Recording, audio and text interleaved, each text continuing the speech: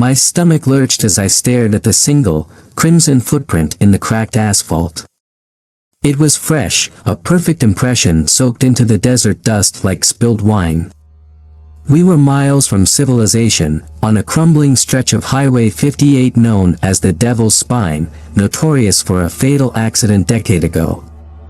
"Guys," my voice emerged choked, the weight of my childhood fear of enclosed spaces pressing down. "Relax, Maya," scoffed Sarah, the ever-optimistic one. "Probably just a coyote." Her words didn't soothe my gnawing unease. John, our resident conspiracy theorist, chimed in, eyes wide. "Maybe a Bigfoot footprint," he deadpanned, earning a playful punch from Liam. We were supposed to be on a carefree weekend getaway, a break from the suffocating confines of our college dorm. But the Devil's Spine had a different plan. The road, carved through towering redwoods, was now swallowed by twisted vines and graffiti-tagged signs. It felt like a scene ripped from one of those creepypasta stories I used to avoid religiously. My skepticism had always been a shield against my childhood fear of restless spirits, but this place whispered of something more insidious. As we ventured deeper, the unease thickened. Sarah swore she heard whispers in the rustling leaves, John complained about a prickling sensation on his skin, and Liam, the ever-rational one, became unusually quiet. Then came the first disappearance. John. We found him near a collapsed tunnel, his camera lying open, displaying a distorted image, a shadowy figure with eyes like burning embers. John claimed he saw it, right before a chilling laugh echoed in his head. He was pale, sweating, muttering about experiments gone wrong on the highway years ago. Panic gnawed at us. The footprint reappeared, closer to our car this time. I became increasingly suspicious. Was Sarah faking the whispers to freak us out?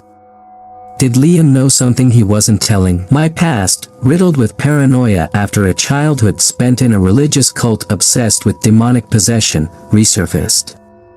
Every rustle, every shadow, felt like validation of all my worst fears.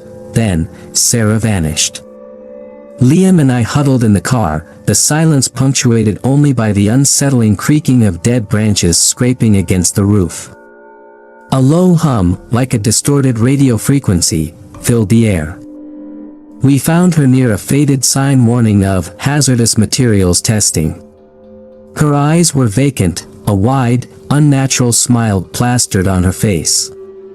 In a voice devoid of emotion, she recited a string of scientific code. John was right. This wasn't a ghost story. Suddenly, the car engine sputtered and died. Darkness descended, thick and suffocating. A figure emerged from the shadows, tall and gaunt, wearing a faded lab coat. He spoke, his voice dripping with chilling familiarity.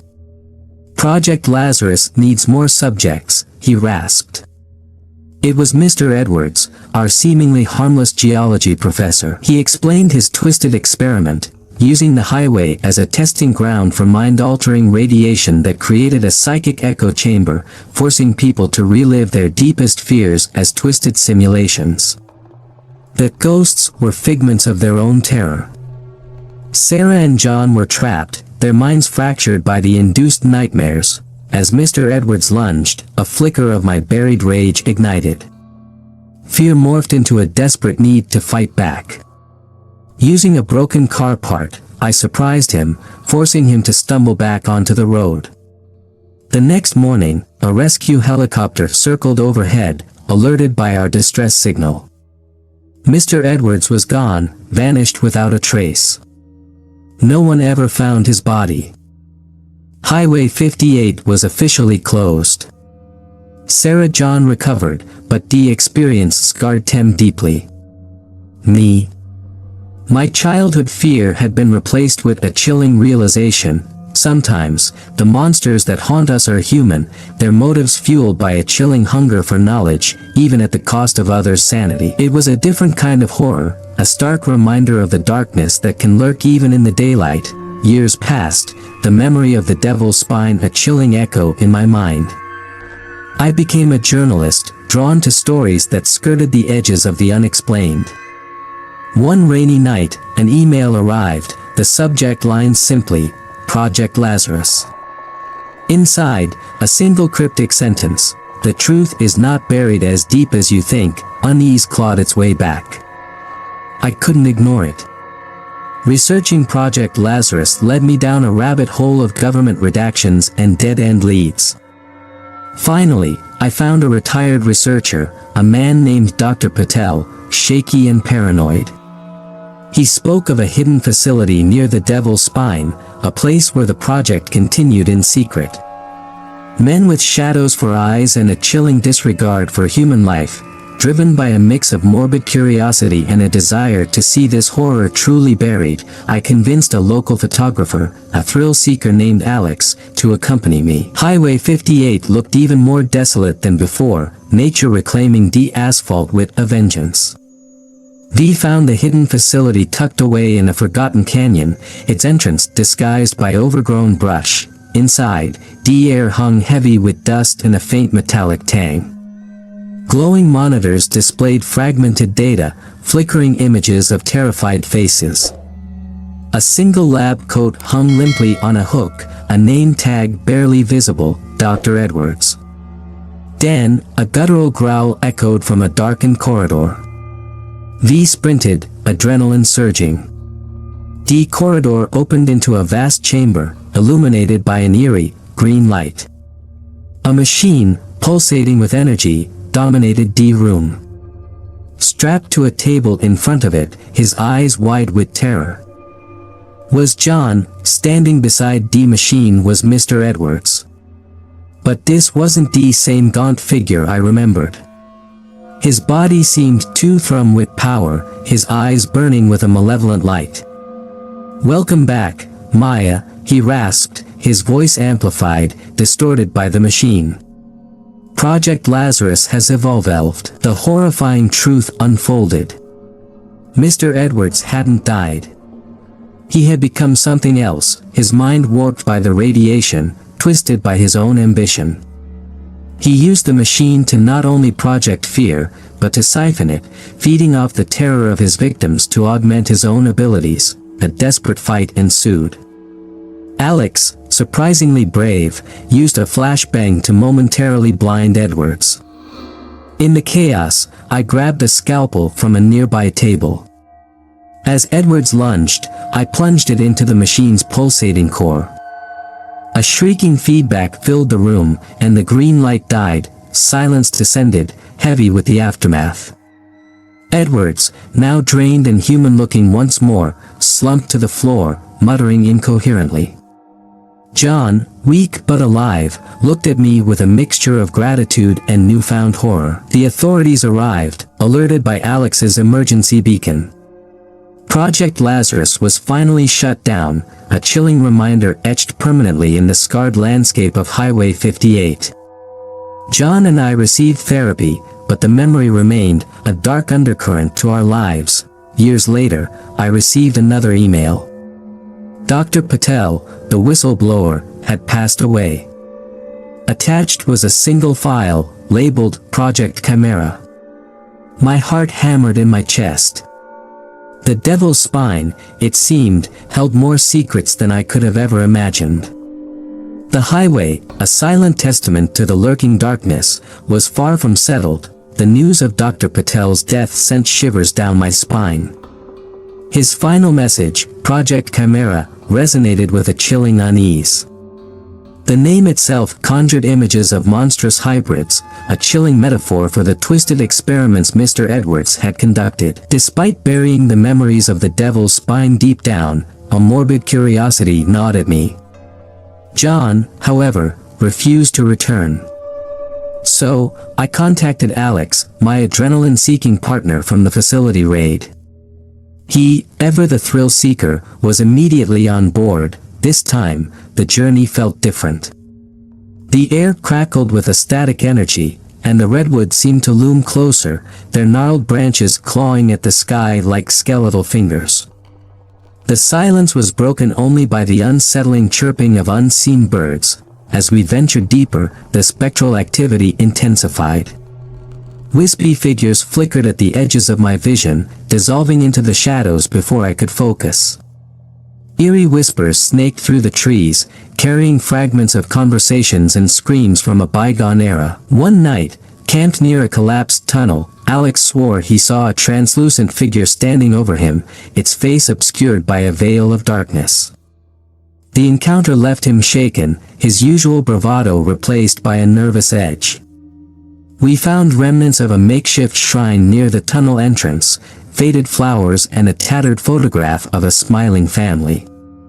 Research later revealed this was the site of the original highway accident decades ago, the one that birthed the Devil's Spine legend. The whispers grew bolder, weaving a narrative of betrayal and vengeance. They spoke of a wronged spirit, a construction worker who died during the accident, blamed for a faulty design. They claimed his restless spirit fueled the fear that Project Lazarus amplified, a tragic echo trapped in the scarred landscape. The spectral activity culminated in a horrifying encounter. Deep within a forgotten maintenance shed, we stumbled upon a hidden room. In the center, chained to the floor, was Mr. Edwards. His eyes were hollow, his body ravaged by some unseen force. Scrawled on the walls in a language I didn't recognize were symbols that seemed to pulse with an eerie light. As we approached, a spectral figure materialized, a tall, gaunt man in faded overalls. A wave of palpable grief and rage emanated from him. This was no figment of fear, no projection from a machine. It was the vengeful spirit, finally made manifest. He spoke, his voice a chilling rasp, accusing Mr. Edwards of manipulating his pain, twisting his anguish into a weapon. He revealed that Project Chimera wasn't a new experiment, it was the uncontrolled result of Edwards meddling with the spirit world, tearing open a rift between the living and the dead. The air crackled with raw energy. The spirit lunged at Edwards, a horrifying fusion of spectral wrath and earthly fury. We stumbled back, caught in the maelstrom of their battle. The building shuddered, dust raining down as unseen forces clashed. In the chaos, I grabbed a metal pipe, the only weapon within reach. With a desperate cry, I slammed it against the glowing symbols, shattering their hold. The room plunged into darkness, a deafening silence engulfing us. When our eyes adjusted, the scene had shifted. Edwards was gone, vanished without a trace. The spirit stood still, a flicker of peace replacing the burning rage in its eyes. Then, with a soft sigh, it faded away, leaving behind an unsettling feeling of emptiness. The authorities found the shed empty, the events of that night dismissed as trauma-induced hallucinations. But Alex and I knew the truth. The Devil's Spine wasn't just haunted by the ghosts of the past. It was a gateway, a battleground where the veil between worlds threatened to tear open completely. We left the Devil's Spine behind, the silence heavy with unspoken promises. Dr. Patel's file on Project Chimera remained a chilling reminder. The highway, once a monument to human ambition, now stood as a stark warning. Some secrets are best left buried, some lines are not meant to be crossed. And as for the restless spirits that forever echoed on the Devil's Spine, their whispers now carried a new message, a chilling plea to keep the gateway shut. Decades crawled by, the memories of the Devil's Spine a chilling scar on my psyche. I'd become a seasoned investigative journalist, specializing in the fringes of science and the unexplained. Then, a name from the past slithered back into my life, Alex, my partner in that desolate nightmare. His voice, strained and panicked, crackled through the phone. "Maya," he rasped, "it's happening again. The whispers are louder, the shadows deeper. They're talking about a ritual, an awakening." My heart hammered a frantic rhythm against my ribs. The Devil's Spine, the gateway, it couldn't be. Alex, ever the thrill seeker, had become a ghost hunter, drawn back to the darkness like a moth to a flame. He wouldn't leave without me. The highway hadn't changed. The redwoods still clawed at the sky, the air crackled with a static energy, and the whispers now sang a malevolent chorus. This time, however, there were others, a ragtag group of paranormal investigators, their faces etched with a mix of curiosity and fear. We found a makeshift camp near the collapsed tunnel, remnants of Alex's previous investigation. But something was different. Inscribed on a nearby rock in the same arcane language I'd seen in the hidden room were symbols pulsing with a sickly green light. The gateway was opening. The investigators, armed with EMF readers and audio recorders, documented the escalating activity. Whispers turned into screams, spectral figures materialized with increasing frequency. One investigator, a young woman named Emily, claimed to see a shimmering rift in the distance, a doorway to another dimension. Panic clawed at me. The spirit we encountered, the one bound to the construction workers' rage, what if it wasn't the only one trapped on the other side? What horrors lurked beyond that shimmering veil? Then came the ritual. Under a blood-red moon, the investigators, seemingly possessed, began chanting in the same unknown language. The symbols on the rock flared, the air grew thick with a suffocating energy. My fear morphed into a desperate need to stop them, but how? The memory of shattering the symbols in the hidden room sparked a reckless plan. Grabbing a crowbar, I charged towards the pulsating inscription. The ground trembled, the spectral figures shrieked in fury. Alex, understanding my intent, grabbed my arm. "Maya, you'll be ripped apart," he yelled, his voice barely audible above the cacophony. "We have to try." I screamed back.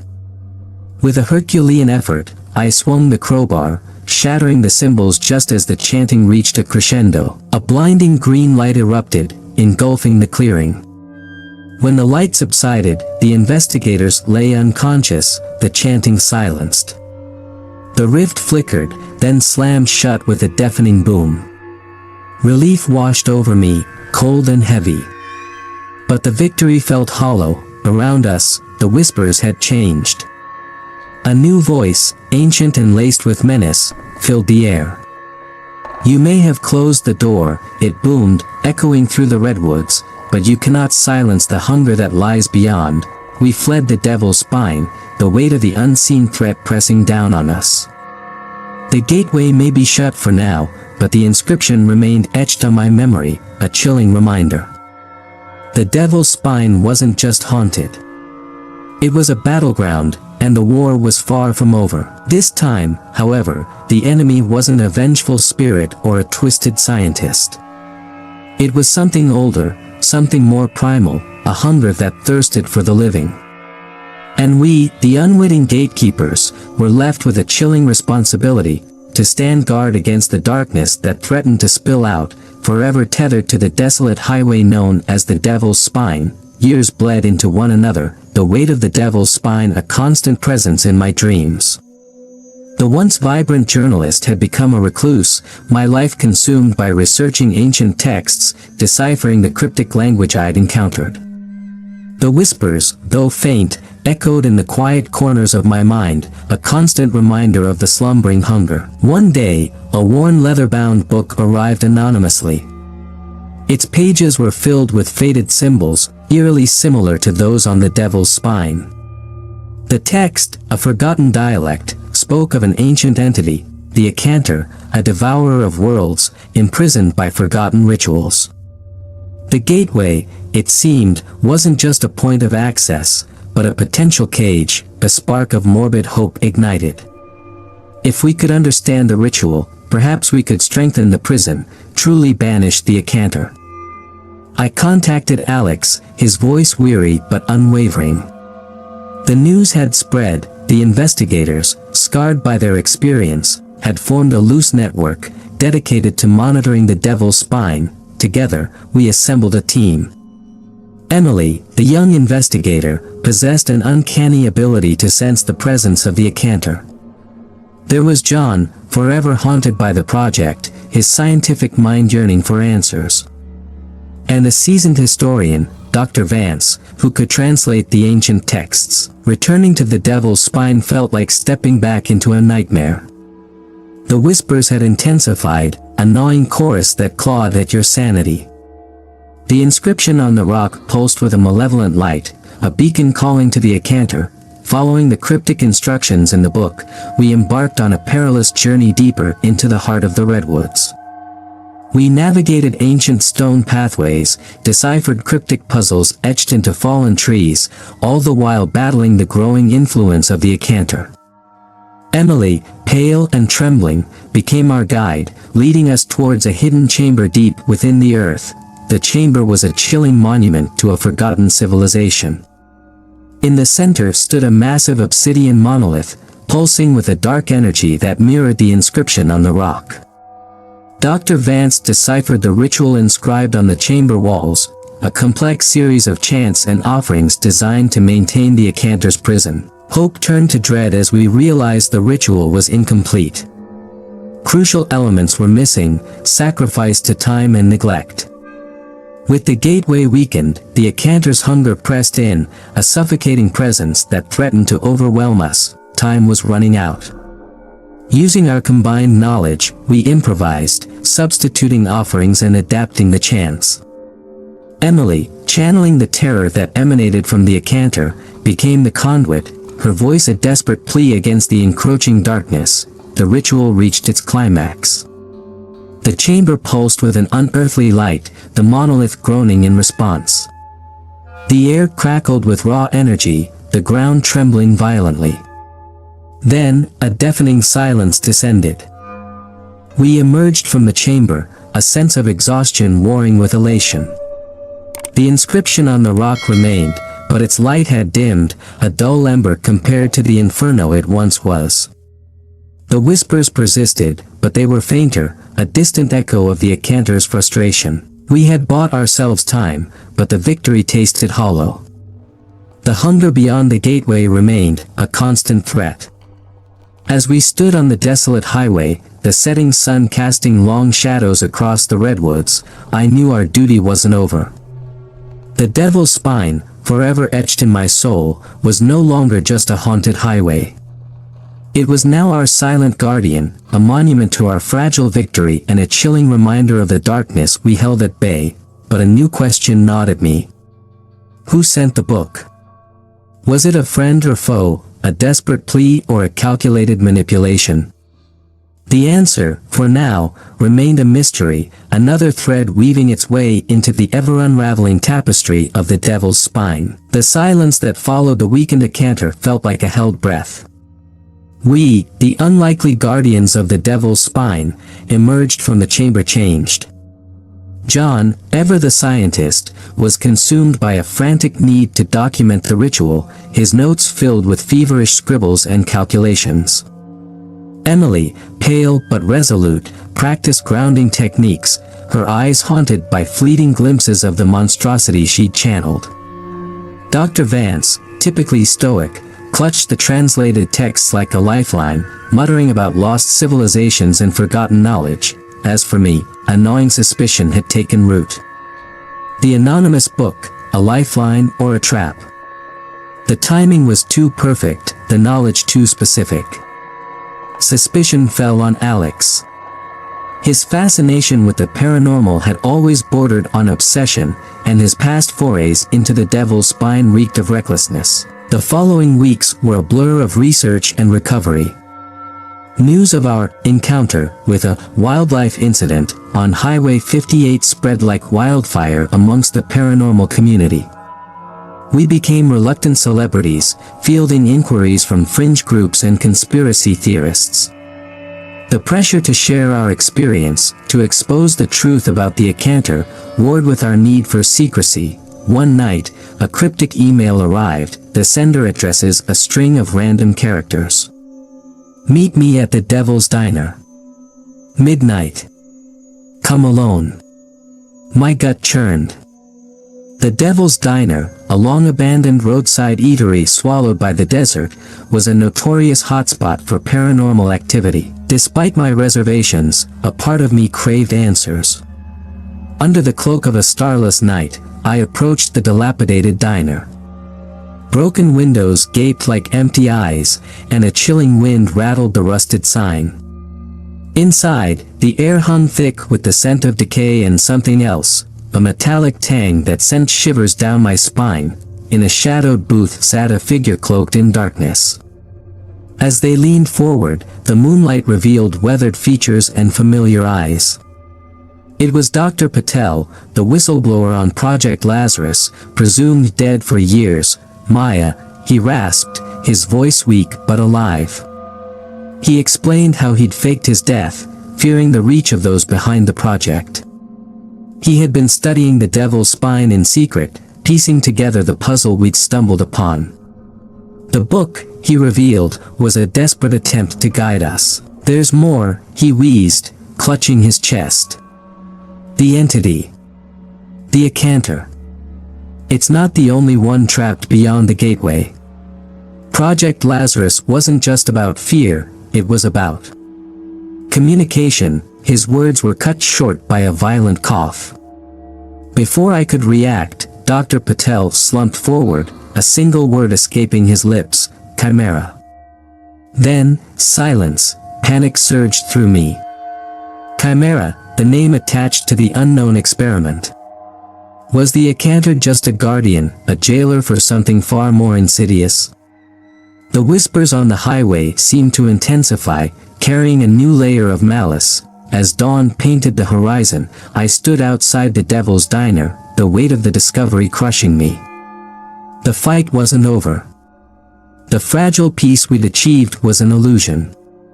The Devil's Spine wasn't just a gateway to another dimension, it was a battleground for a cosmic struggle, and we, the unwitting pawns, were caught in the crossfire. With a heavy heart, I contacted the others.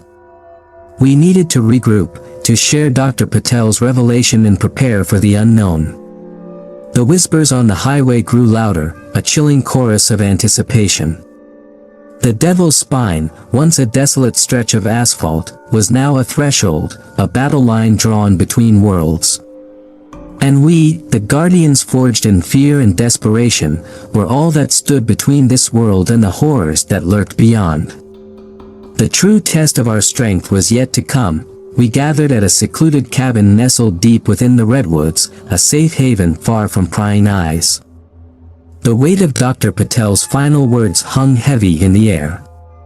Chimera, it echoed, a chilling prospect that overshadowed our fragile victory. John, his scientific mind usually a source of solace, was now consumed by a frantic energy.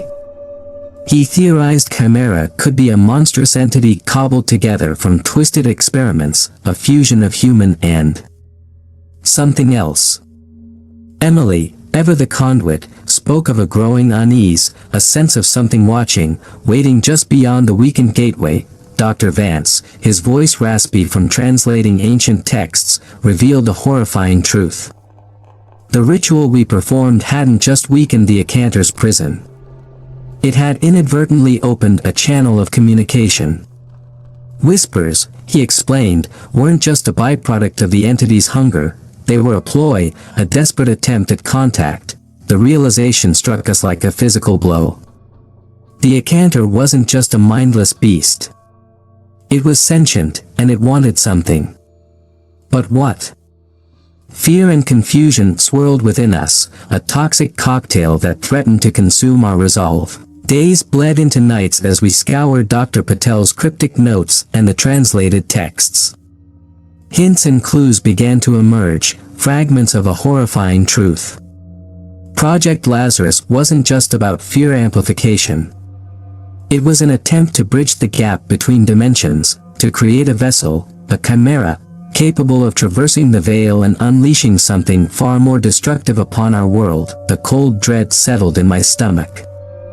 The whispers we were experiencing weren't just a sign of the Accantor's hunger, they were instructions, a blueprint for creating the very monster we were trying to prevent.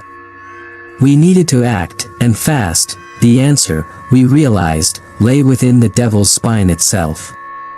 Dr. Patel's notes referenced a hidden facility, a deeper level beneath the collapsed tunnel, the supposed epicenter of Project Lazarus.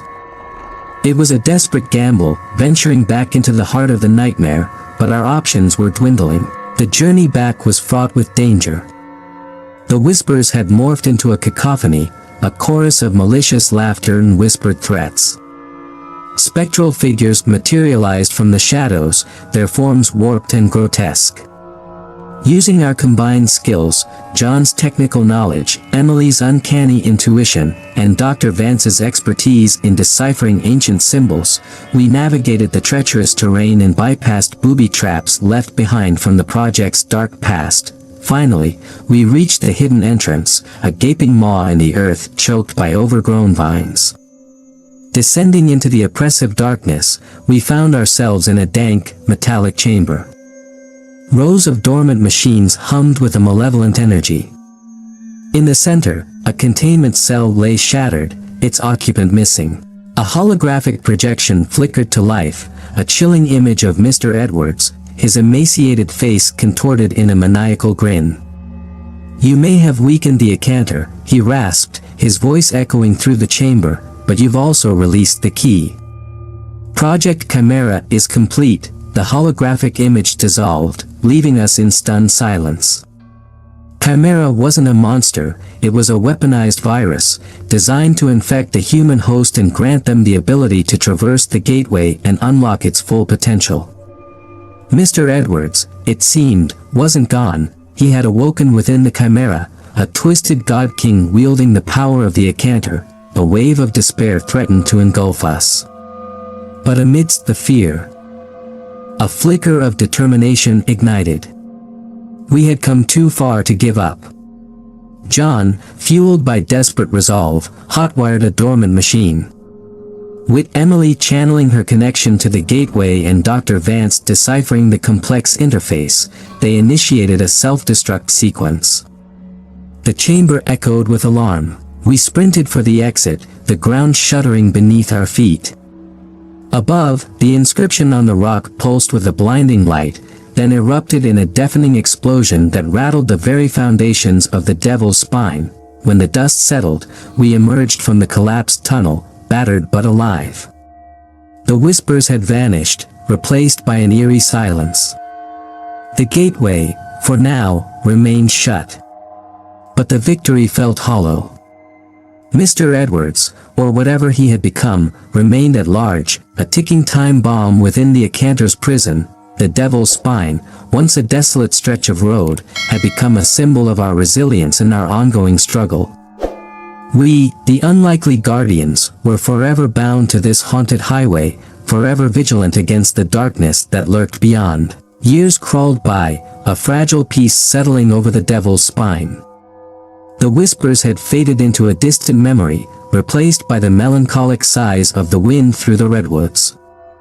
We, the guardians, John, Emily, Dr. Vance, and I, had scattered, each carrying the scars of our experiences. Yet, the weight of our responsibility lingered, a constant reminder of the slumbering threat. Then, a tremor of unease rippled through my carefully constructed life. An email arrived, the subject line stark, "He's back." The ritual begins. My heart hammered against my ribs, the familiar dread flooding back. It was Emily, her voice frantic on the phone, confirming the chilling message. The whispers had returned, stronger this time, laced with a malevolent glee. We regrouped at the secluded cabin, a sense of weary dread hanging heavy in the air. This time, the whispers carried a new message, coordinates, scrawled across the desolate landscape of the Devil's Spine. John, his scientific curiosity battling his fear, theorized it was a location, a staging ground for something sinister. The journey back was a descent into a nightmare. The highway had transformed overnight. The redwoods, once silent observers, writhed with an unnatural energy. Grotesque figures, warped shadows of the Chimera virus, materialized from the undergrowth, their eyes burning with malevolent hunger. Reaching the coordinates, we stumbled upon a sight that sent chills down our spines. A crude altar had been erected, carved with symbols eerily similar to those used in Project Lazarus.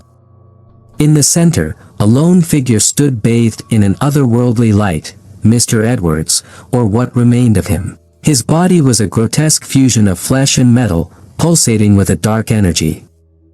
His eyes, glowing embers, locked with mine. "Welcome," he rasped, his voice a chilling echo, "to the awakening." He spoke of his transformation within the Acantor's prison, of forging a bond with the entity, harnessing its power. He revealed the ritual, a twisted ceremony designed to rip open the gateway and unleash the Acantor upon our world. The whispers, it turned out, were a beacon, a call to slumbering horrors across dimensions. A desperate battle ensued. Emily, channeling her connection to the Acantor, unleashed a wave of psychic energy, disrupting the ritual.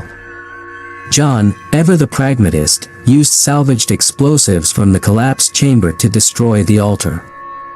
Dr. Vance, his voice hoarse with exertion, deciphered ancient texts, searching for a way to sever the bond between Mr. Edwards and the Acantor. The battle raged, a fight against a tide of darkness. Just as Mr. Edwards was about to unleash his full power, Dr. Vance, with a triumphant cry, deciphered the final incantation. I chanted the words, my voice trembling with raw desperation. A blinding light engulfed the clearing, and when it subsided, Mr. Edwards was gone, his body reduced to a pile of smoldering ash. Silence descended, thick and heavy. The whispers had vanished, replaced by an unsettling quiet. We emerged from the clearing, exhausted and battered, a sense of hope battling with trepidation. The victory, however, was bittersweet. The gateway remained open, a gaping maw in the fabric of reality, held shut only by the weakened Acantor. We had bought ourselves time, but for how long? Dr. Vance, his voice laced with despair, revealed a chilling truth. The whispers hadn't just been a call to arms. They were a seed, an echo of the Acantor's hunger, slowly taking root in the minds of those susceptible. The battle wasn't just against a monstrous entity, it was against a creeping infection, a corruption that could turn humanity itself into a weapon against its own world. The Devil's Spine, once a desolate highway, now stood as a grim sentinel. We, the Guardians, were no longer just protectors of a gateway. We were the last line of defense against a silent invasion, a war fought not on battlefields, but within the minds of men. Our fight had just begun. As the sun dipped below the horizon, casting long shadows across the scarred landscape, I knew this wasn't the end. It was a new beginning, a chilling reminder that the horrors that lurk beyond the veil are not just monstrous entities, but whispers, echoes, and insidious hungers waiting for the right moment to erupt. The Devil's Spine would continue to claim its sacrifices, to test our resolve, and we, the reluctant Guardians, would stand watch, forever bound to this haunted highway, forever vigilant against the encroaching darkness. The rhythmic rasp of static filled the air as I flipped through the brittle pages of Dr. Vance's translations. The young woman, Sarah, sat beside me, her brow furrowed in concentration as she traced the arcane symbols with her finger. The setting sun cast long shadows across the highway, painting the redwoods in an eerie crimson glow. A shiver ran down my spine. A pact? With the Acantor, Sarah nodded slowly. It seems they worshipped it, sought its power, at a terrible cost. This ritual, it could sever the connection, weaken it enough to perhaps. Her voice trailed off, hope, fragile as a spiderweb, bloomed in my chest. A way to truly end this, not just hold the gateway shut. But a flicker of doubt followed. These rituals, I said, my voice raspy, they require sacrifices. Sarah bit her lip, her gaze falling to the worn leather on her boots. The text mentions offerings, a conduit, someone with a strong connection to the Acantor. My heart hammered against my ribs. A connection. Emily. The whispers, they haunted her, a bridge between worlds. But could she withstand such a ritual? The thought of subjecting her to such a risk sent a wave of nausea through me. As if sensing my turmoil, Sarah squeezed my shoulder. There might be another way. The pact, it speaks of a key, an object imbued with the combined essence of both worlds. If we could find it, the words hung in the air, heavy with uncertainty. But the whispers, they seemed to shift, morphing into a single, chilling note, a location. A place deep within the redwoods, marked by a grove of petrified trees, rumored to be the resting place of an ancient civilization. We knew the risks. The whispers themselves could be a trap, luring us deeper into the Accanter's grasp. But the alternative, the slow infiltration of the darkness, was unthinkable. With a shared look, a silent pact forged in desperation, we packed our meager supplies. The night deepened, the whispers forming a malevolent chorus as we ventured deeper into the twisting woods. The air grew thick with an oppressive energy, the redwoods seeming to claw at us with gnarled branches. After hours of navigating treacherous terrain, we stumbled upon the clearing. The petrified trees stood like skeletal sentinels, their branches reaching towards the star-dusted sky. In the center, a single smooth, obsidian monolith rose from the ground, pulsing with an eerie light. This was it. The key, perhaps. But a figure already stood before the monolith, bathed in the otherworldly glow. A tall, emaciated man, his eyes burning with malevolent hunger. "Mr. Edwards, or whatever entity now inhabited his form, you've come," he rasped, his voice echoing through the clearing. But it's too late. The pact is reforged, the gateway strengthens. Panic threatened to consume me, but Sarah stepped forward. "There's another way," she declared, her voice ringing with unexpected defiance. "We can sever the connection, weaken the Accanter." Mr. Edwards laughed, a sound that sent shivers down my spine. "Foolish child. You cannot defy the inevitable."